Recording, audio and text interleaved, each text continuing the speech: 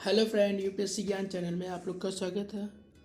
आज हम भारतीय राज्य व्यवस्था से संबंधित एमसीक्यू को ला रहे हैं, जो कि हमारे इस 66वां बीपीएससी तथा अन्य एग्जाम के लिए उपयोगी है।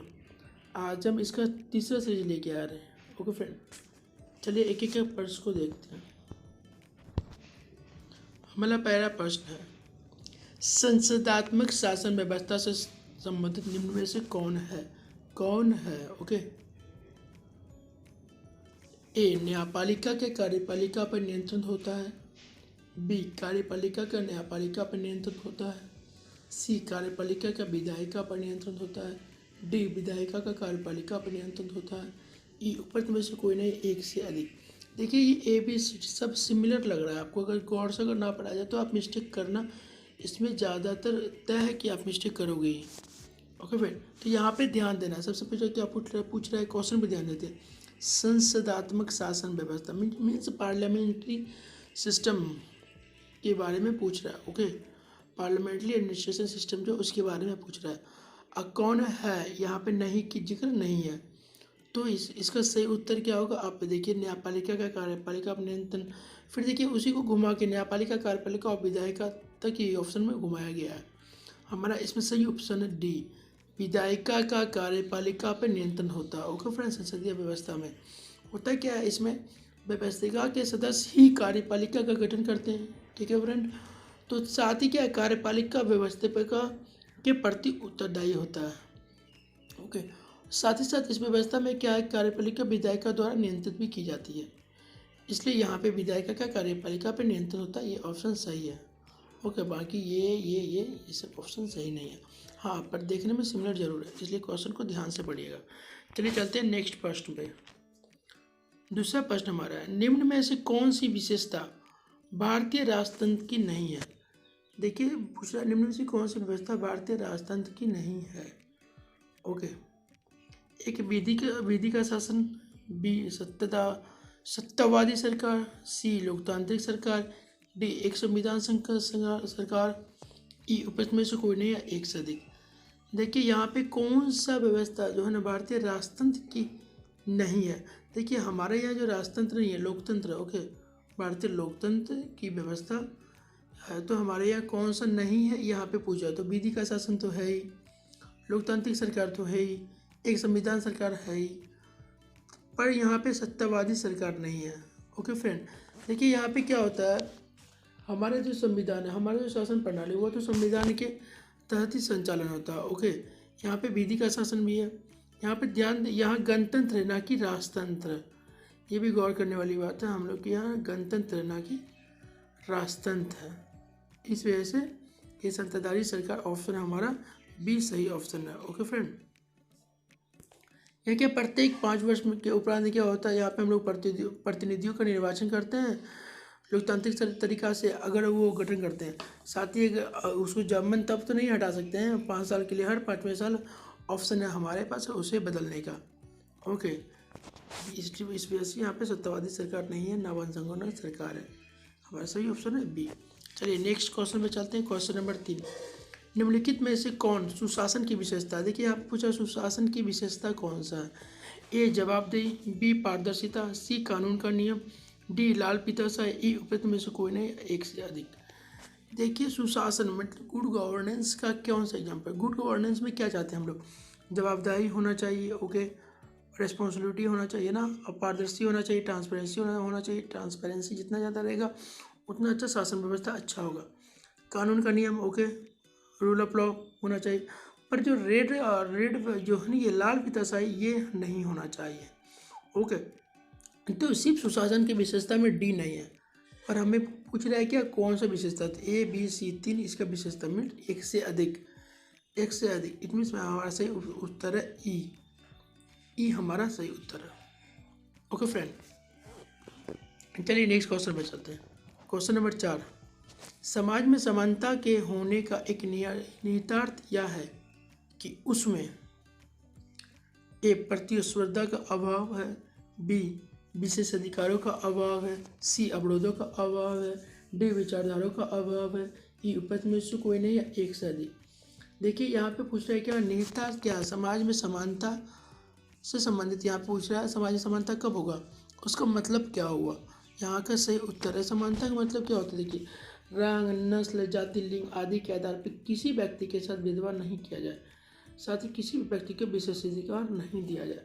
तो यहाँ पे यही हो गया कि आप किसी को व्यक्ति को विशेषाधिकार नहीं दिया जाता, जहाँ पे समानता का अधिकार मान्य होता है। इट मीन्स हमारा सही उत्तर बी है, विशेषाधिकारी का अभाव होता है जहाँ पे समानता विद्यमान होती है। ओके, सही ऑप्शन बी हो गया।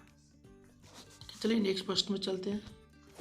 प्रश्न संख्या 5, भारतीय राजनीतिक पद्धति के बारे में निम्न में से कौन सही नहीं है।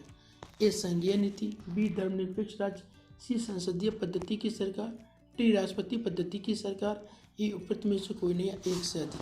देखिए, आप पूछा हमारी राजनीतिक पद्धति ओके के बारे में कौन सा सही नहीं है। देखिए यहाँ पे नहीं पर गौर जरूर कीजिएगा एग्जाम में क्वेश्चन पे। ओके, यहाँ पे अक्सर विद्यार्थी धोखा खा जाते हैं जल्दबाजी में। ओके, तो कौन सा नहीं है हमारी राजनीति। देखिए, संघीय नीति तो है ही हमारे पे, धर्मनिरपेक्ष राज भी है, संसदीय पद्धति की सरकार भी, पर हमारे यहाँ राष्ट्रपति पद्धति की सरकार ने अध्यक्षीय प्रणाली नहीं है।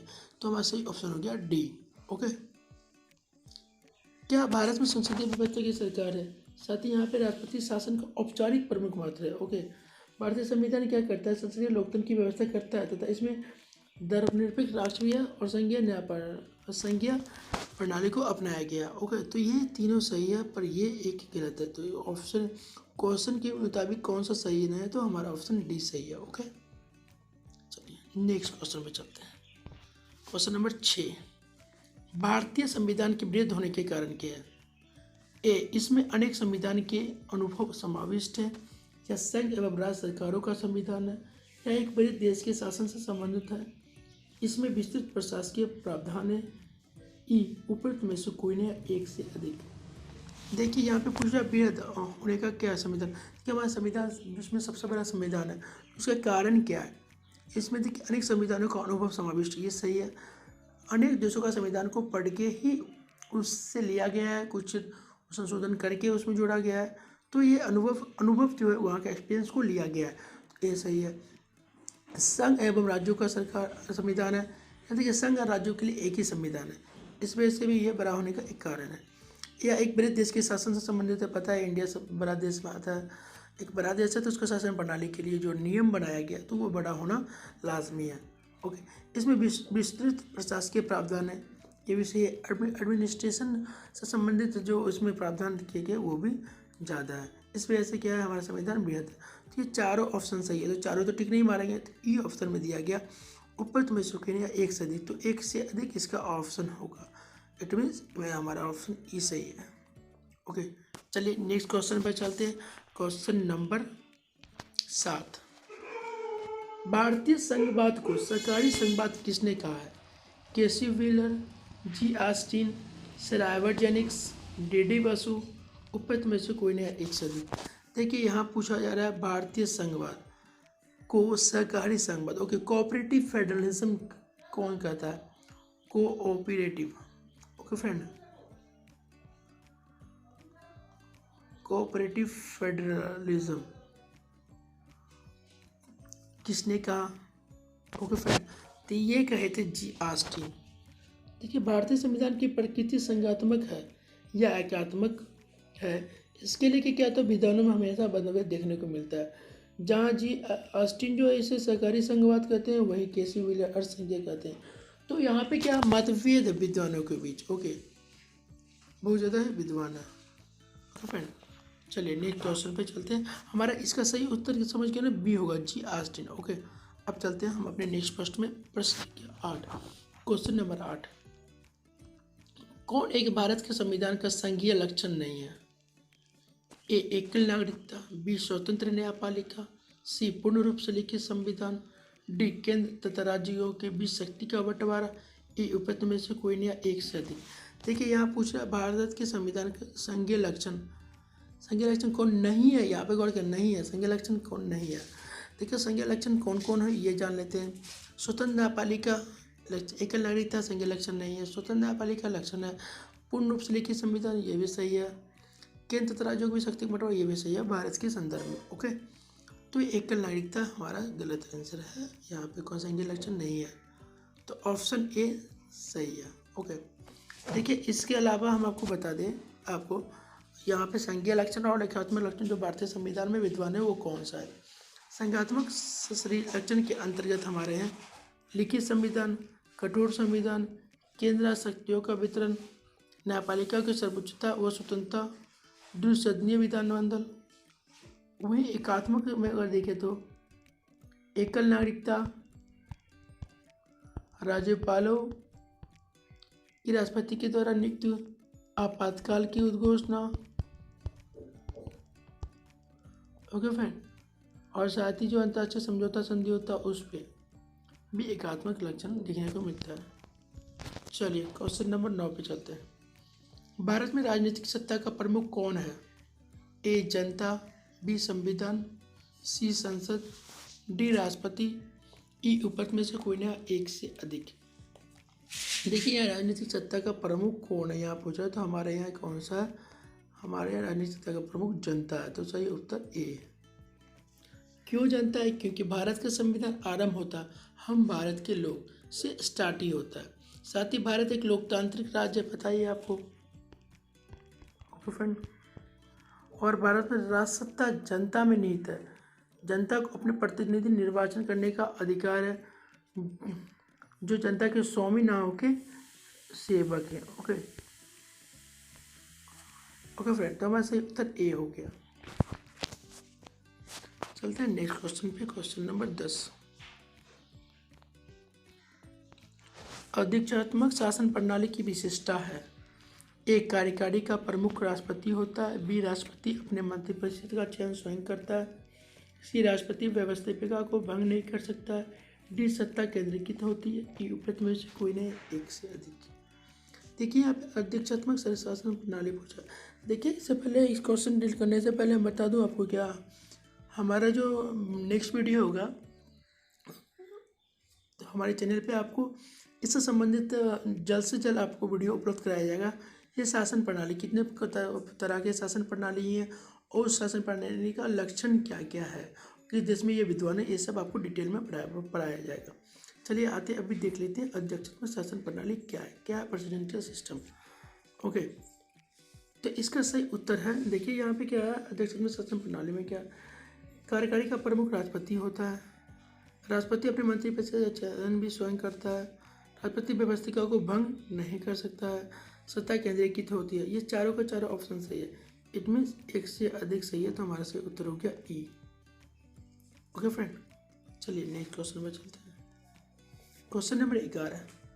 भारत में प्रजातंत्र इस तथ्य पर आधारित है कि संविधान लिखित है, यहाँ मौलिक अधिकार प्रदान किए गए हैं, यहाँ राज्य के नीति निर्देशक तत्व हैं, जनता को सरकारों को चुनने तथा बदलने का अधिकार प्राप्त है, ई उपरोक्त में से कोई नहीं एक से अधिक।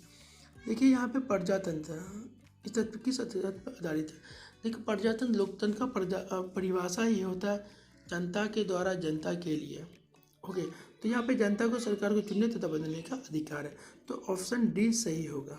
ओके, हाँ ये सब हमारे लोकतंत्र हमारे संसदीय व्यवस्था के ये सब बाकी जो हैं ये सब विशेषता मानी जा सकती है, पर जो तत्व है जिस पे बेस्ड है वो है हमारा प्रजातंत्र। ओके, क्या है, जनता को सरकारों को चुनने बदलने का अधिकार है, साथ ही क्या जनता अपने मतदान के अधिकार के द्वारा ही प्रतिनिधियों को जो है ना चुना करती है।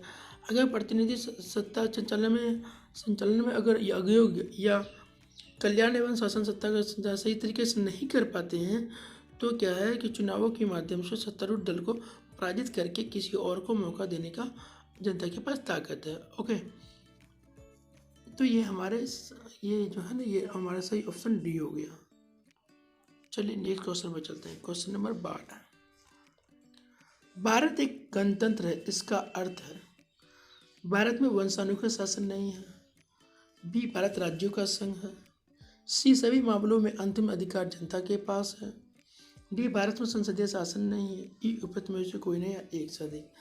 देखिए यहाँ पे सबसे भारत एक गणतंत्र है, गणतंत्र में क्या होता है वंशानुगत नहीं होता, तो ये हमारा सही उत्तर ये सही है। बी देखते हैं भारत राज्यों का संघ है, हाँ भारत राज्यों का संघ है, पर गणतंत्र का मतलब ये नहीं है।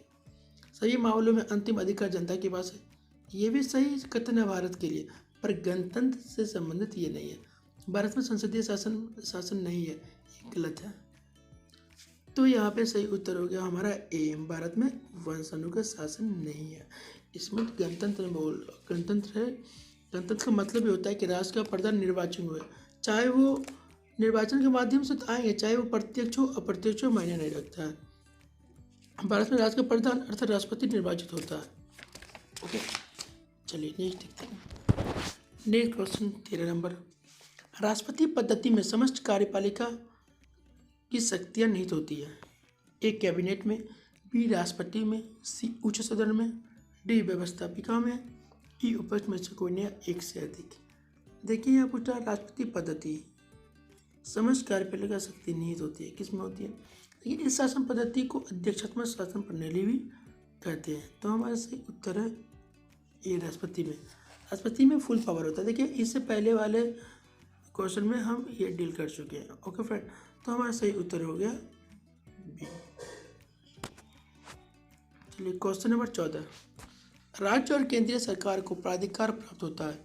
ए भारत के संविधान से, बी भारत की संसद से, सी भारत के प्रधानमंत्री से, डी भारत के राष्ट्रपति से, ई उपस्थ में से कोई नहीं, एक से अधिक।